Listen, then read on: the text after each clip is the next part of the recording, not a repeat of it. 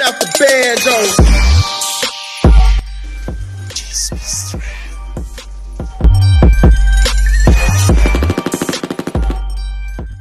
Hi mga ka-Chismis Trend! Welcome back to my YouTube channel. Kagabi nga ay masayang isinelebrate ng actress sa si Catherine Bernardo ang kanyang 28th birthday sa Isla Amara kung saan pamamayari niya. Dinaluhan ito ng mga malalapit at mga nakasama ng actress sa industriya. Enjoy na enjoy si Catherine sa kanyang birthday celebration. Narito ang ilang ganap sa nasabing selebrasyon.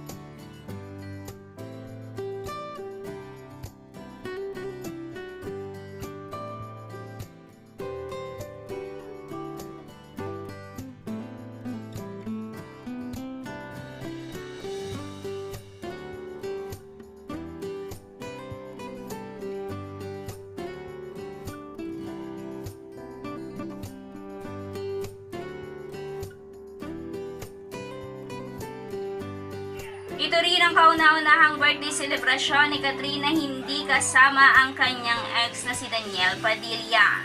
Kinalungkot nga ng fans dahil nag-expect sila na makikita roon si Daniel Padilla ngunit bigo sila. Samantala, kinilig naman ang avid fans ng Katniel ng batiin ni Daniel Padilla si Catherine Bernardo sa kanyang mismong kaarawan ng happy birthday sa kanyang social media. Ayon sa balita ay invited naman talaga si Daniel Padilla sa nasabing selebrasyon ngunit mas pinili nitong hindi pumunta upang maging tahimik na rin ang mga issue na naglalabasan sa social media patungkol sa mga sweet moments nilang dalawa ni Catherine Bernardo.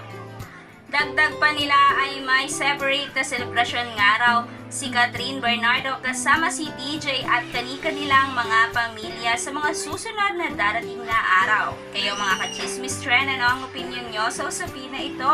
Comment down below, and if you like this video, please subscribe my YouTube channel and click the notification bell para mas updated ka ka-Chismis Trend. Thank you for watching!